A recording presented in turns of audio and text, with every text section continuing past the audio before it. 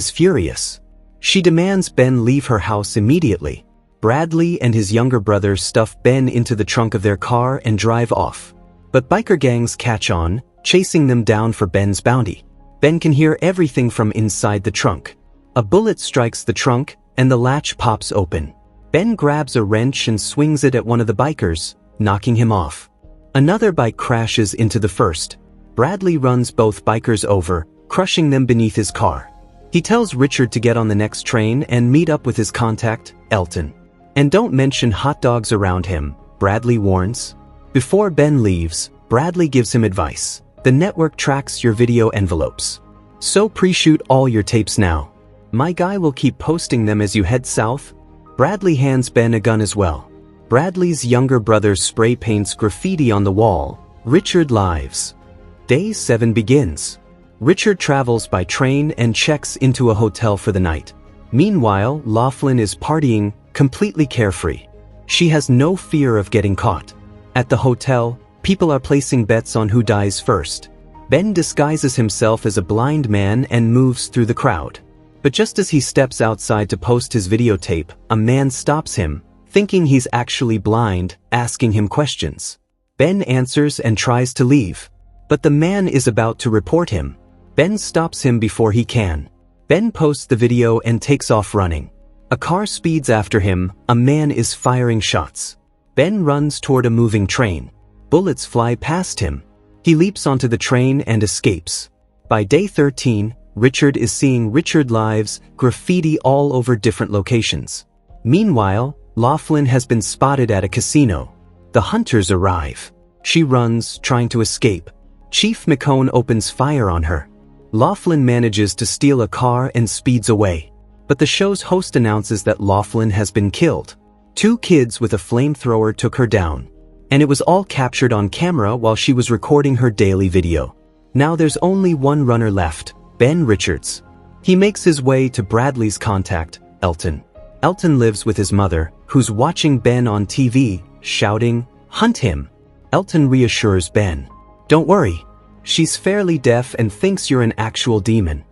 Elton takes Ben down to his lab. There's a hot dog cart sitting there.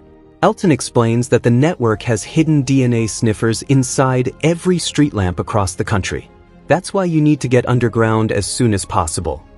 Ben looks at the hot dog cart. "What's the deal with this thing?" Elton's voice hardens. "My father was a cop, but he quit in protest when the network privatized the local police. He bought this cart and worked hard to feed us. But his old friends who signed on with NCG didn't appreciate his choices. They let my dad know every chance they got. His buddies on the force never solved the case, because they're the ones who killed him. But now his father's ideas live on through him. Before he was killed, my dad refurbished a Cold War shelter he found in a nearby forest. You can survive there for 2 weeks, easy. We'll pre-shoot the rest of your tapes tomorrow." Elton tells Ben that once Ben wins, he's going to distribute all the network's secrets, all their heinous crimes, to the public. Ben frowns. "What does that have to do with me?" Elton leans forward. "You're the initiator of this bomb. People are cheering for you. Because if you can survive those goons, so can they.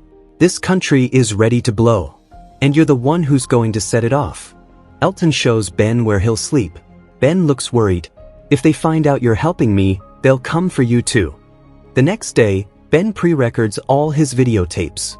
In one of them, he speaks directly to his daughter, telling her to take care of her mom. But while he's recording, Elton's mother recognizes him. She tries to report him. Elton stops her. Ben tries to reason with her. NCG will come in firing. They won't care who gets caught in the crossfire. We don't need every goon in the state coming through that door. Hearing this, Elton makes a decision. He reports Ben himself. He's doing this to get revenge on the goons. Ben grabs his things. But the goons immediately open fire from outside. They surround the entire house. Elton gets his mother into the safe room. He's prepared an electrified trap for the goons outside.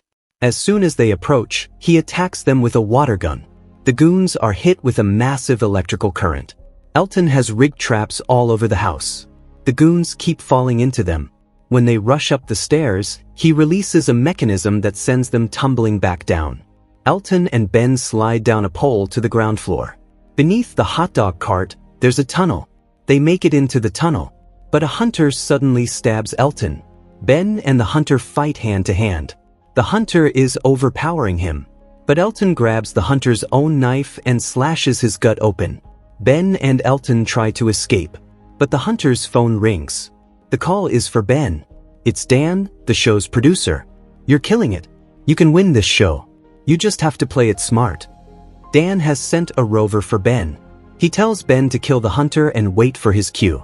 But instead of killing the hunter, Ben shoots the camera. Elton and Ben take the rover and escape. The network's helicopter is already chasing them. Elton hands Ben the map to the underground shelter. But then a bullet hits him. Chief McCone fired the shot from the helicopter. The hunter from before catches up to Ben. But Ben's rover is loaded with explosives. He shouts, "I am the initiator," and rams the rover straight into the hunter's vehicle. Then he leaps into the water. Day 17 begins. Ben has to follow the map to reach the shelter. He pushes forward, but he's exhausted.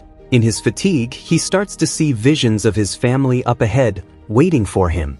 Richard wakes up with tears in his eyes. He records a video, his voice steady. "I understand now. I understand how this game works. You want good ratings? I'll give you chaos. I'm done playing defensive. I'm going to see my family again. No matter who you throw at me, I will run through all of them." The DNA sniffer on the street lamp sends his location to the goons. Ben sees them coming. He hijacks a civilian's car at gunpoint, forcing the driver to get them away from the goons. The driver is a young woman, and she drives recklessly, somehow managing to shake the goons off their tail. Ben tells her, "Keep heading toward the northern border, and say what you want to say." The woman, Amelia, unleashes on him. "You abandoned that starving baby and that horrible wife of yours just to kill the people who protect us." Ben tells her the truth. "I love my family more than anything, but you people think you're different from people like us." He looks at her. "How much is your scarf? I bet it's more than the meds my daughter needed when she was dying from the flu." Amelia starts to cry. Suddenly, her car automatically yields for an oncoming truck. Two armed men step out. They tell Amelia to get out of the car safely. But a network camera overhead opens fire, killing them instantly. Amelia is in shock. "What's happening?" Ben says quietly, "I'm not the bad guy." And now, after seeing that, they're not going to let you walk away. On TV, the show introduces Amelia as Richard's hostage. They show altered footage of her screaming out the car window. Ben and Amelia keep driving. Along the road, crowds are chanting, "Richard lives." Up ahead, there's a blockade. Ben tells her, "Keep driving. They'll let us through. They won't kill Richard without the show going live." Ben even throws his gun out of the car. Now Chief McCone is standing in front of them. Ben lies to his face. "I've got 12 pounds of black Irish. That's the BFE explosive. It'll vaporize everything within half a mile radius." The people nearby start panicking. Chief McCone calls Ben's bluff. But Ben fires back, "Maybe Malia didn't tell you everything." In exchange for not detonating it, Ben demands an airplane, 2 parachutes, and safe passage out. Ben tells Amelia, "This is your chance to run." But Amelia stays with him. She wants to prove she's not a bad person either. At Dan's order, McCone lets them through. Ben's plan is simple: make everyone believe Amelia's purse contains the bomb until they cross the border. He just has to keep the audience entertained long enough. Ben and Amelia board the airplane with Chief McCone. Ben makes another demand: "Take off your mask." At the producer's insistence, McCone has no choice but to comply. Ben enters the cockpit. 3 pilots are sitting there, but they're actually hunters. Ben smirks. "Looks like you're missing one. Better make sure he doesn't sneak up on me." He tells them to head toward Canada. The hidden hunter quietly steps out from his hiding spot. The show is going live in 6 minutes, but McCone can't wait any longer. Amelia steps between them, stopping the fight. She pretends to be terrified of the bomb, hoping to scare McCone into backing off. McCone calms down and sits Amelia down. Then a voice comes through on video call. "We know you're bluffing. This airplane has scanners. They scanned that handbag the moment you boarded." McCone aims his gun at Ben, but Dan doesn't want him to kill Ben before the show starts. He takes McCone's gun and sends him to the back of the plane. Dan speaks to Ben privately. Because of Ben's skyrocketing popularity, he offers him a new position: become their newest hunter. He'll earn $5 million per season. All he has to do is kill every hunter on this jet. After that, Dan will remotely pilot the plane back to the studio, where the President of the USA will officially name him Hunter number 6. Dan adds, "This revenge plot will be huge." Ben frowns. "Revenge for what?" Dan's voice goes cold. "Revenge for your wife and child. If they were still alive, I'd hold them at gunpoint and force you to do whatever I want. But Chief McCone and his men killed my family to avenge that Hunter you killed." Ben's rage ignites. Dan's plan is to show this footage to the public. The people who are already on Ben's side will turn against McCone and support Ben even more. Dan tells Ben there's a gun hidden behind the coffee machine. The show goes live in 30 seconds. When the show starts, the host shows the audience the clip. Ben grabs the gun from behind the coffee machine and starts taking out the hunters one by one. The fight causes the plane to nosedive. Dan remotely stabilizes it. In the chaos, Ben manages to kill the remaining hunters. Only Chief McCone is left. He's grabbed a parachute and gone into hiding. Ben searches the airplane's restrooms, but McCone isn't there. Ben moves forward. McCone ambushes him from behind. They fight viciously. McCone grabs a shard of mirror and stabs Ben in the stomach. He leans in close. "Dan told you the right lie to get a season finale." McCone reveals the truth. "I got the same deal you did. And now I only see my family when they torture them in front of me, just to make sure I do everything they say." McCone is about to shoot Ben when Dan remotely jerks the plane. But McCone still has his gun aimed at Ben. Ben rips McCone's parachute open. McCone gets sucked toward the broken window, clinging to the side of the plane. Ben grabs the knife and finishes him off. He wraps Amelia's scarf around his wound. He gives her the last parachute and pushes her out of the plane. A camera follows her descent. The show's host announces that the best surgeons are waiting on the tarmac to treat Richard. But first, Dan wants to speak with him. He announces to the public that Ben is now Hunter 6. But Ben asks about his family. He tells the live audience the whole truth. Why he came here, what the network has done, how they've been manipulating everyone. Dan cuts in with a smirk. "None of what you just said reached the audience. We're running an ad break."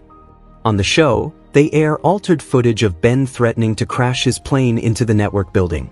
But in reality, Dan is the one piloting the plane toward the network building. NCG missiles destroy it from a distance. But then Bradley releases a video, exposing the truth to everyone. The network showed us all lies.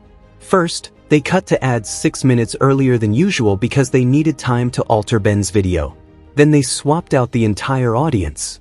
We had no idea what really happened on that plane until a revolutionary girl found the plane's black box. They hacked it and found the real audio. That's when everyone learned the truth about the network.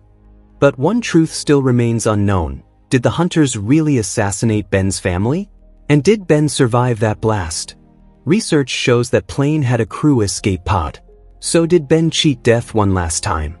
The scene shifts to Sheila and her daughter. They're alive, shopping for groceries together.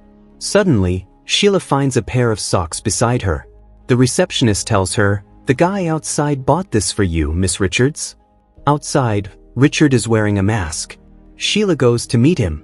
Meanwhile, at the next season of Running Man, the entire audience is chanting, "Richard lives." The host sees it and walks off the job. Dan threatens him, "You think you can just walk?" But Bobby doesn't listen. He's done. Dan has to go on stage himself. "This is my show," he shouts. But the moment he steps out, the audience attacks him. They riot, tearing the place apart. Dan barely escapes with his life. And standing in front of him is Ben Richards. Ben pulls the trigger and ends him. And with that, our story comes to an end.